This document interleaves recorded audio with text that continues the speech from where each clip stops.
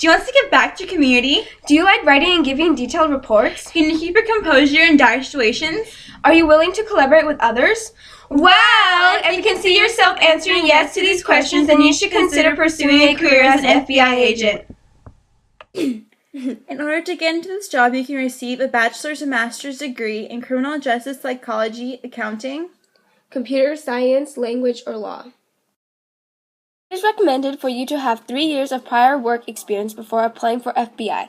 Becoming a police officer would be an ethical idea because it gives you an insight on the criminal justice field. During the police academy, recruits have to go through a series of fitness and written tests. The fitness portion for women consists of bench press, you must be able to lift 59% of your body weight, sit-ups, 32 per minute, push-ups, 15 per minute. Recruits also experience training in defensive tactics and ethics. One that would help to ease yourself into the police program is the cadet program, which was recommended to us by Sergeant Sprague.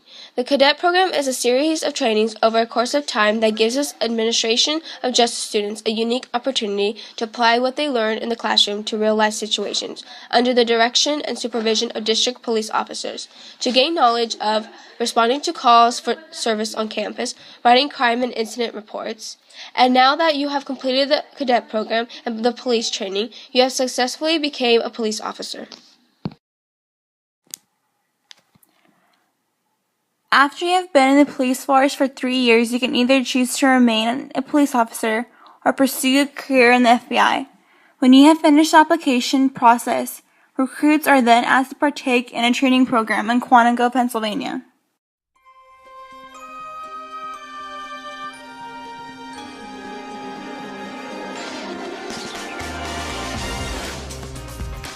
The training in Quantico lasts for 20 weeks and includes hours of courses in academics, firearm training, case exercises, and operational skills. Academics in Quantico include studies in law, ethics, behavioral science, interviewing and report writing, investigative intelligence techniques, interrogation, and behavioral science. Case exercises are very important because it allows trainees to experience the same real-life situations that they will experience in the field. Operational skills includes training in defensive tactics, surveillance, physical fitness, and tactical training. A new important role in training would be the virtual reality tactical training simulator, which captures the full body motion of each student and projects the hostage and aggressor actions to more than 120 different environments.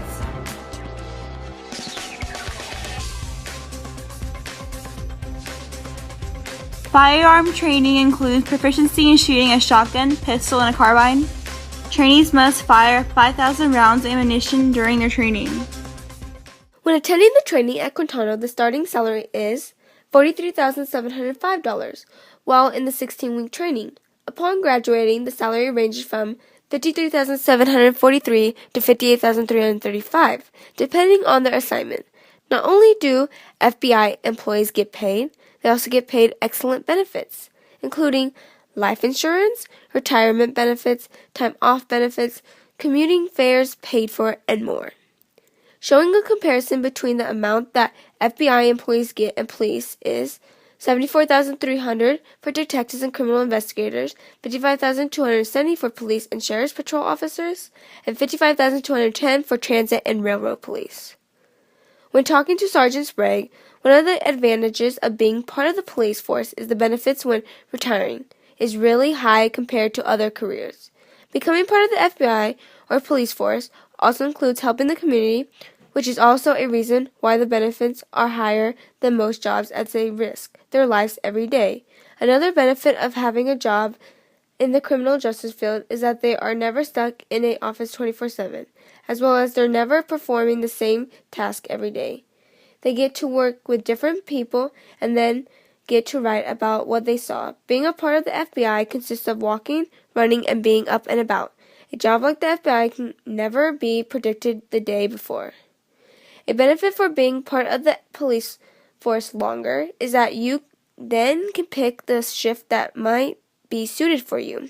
For example, working a shift for 3 in the afternoon till 1 in the morning, instead of graveyard shift, which is usually from 2 in the morning till 8 in the morning. which could be tough if not used to. The biggest challenge of being in any job in the criminal justice field would be having a family. Sergeant Sprague said that due to the regular schedule, it is easy to forget about your family. Since you are constantly away from home, you miss important family events such as games and performances. This definitely builds a huge gap in your family, and the gap is not easy to fill. Being able to interview and shadow a sergeant really opened my eyes and gave me a much better perspective of what any job in the field of criminal justice is like. And it made me like the field even more. One objective that was seen when shadowing at the Santa Rosa Police Department was that they usually do not have a regular routine. Every day consists of different objectives that need to be completed. For example, catching the criminal, writing the report, and turning it in. This type of work is always being done due to the criminals always being catched, and writing reports about what the criminals did. Looking at the presentation and the interviews as a whole, it has driven me to either pursue a career in the FBI or even the detective unit in the police force. Being able to interview Sergeant Sprague has helped me realize that a career in the criminal justice field is something I would like to pursue in the future due to the intensity and the idea of helping out citizens. Before I did both my interview and observation, I thought that in any job in criminal justice, they just shot first and asked questions later. But now I realize that there are many different precautions that are taken before a bullet is shot. Like, for example, there are less lethal weapons that police officers use. They are designed to wound the criminal instead of killing them. A police officer will only shoot a criminal if they feel like they are in danger or if the criminal is in danger of hurting others. Police officers are often misunderstood and displayed to be eating donuts all the time, but that is not true.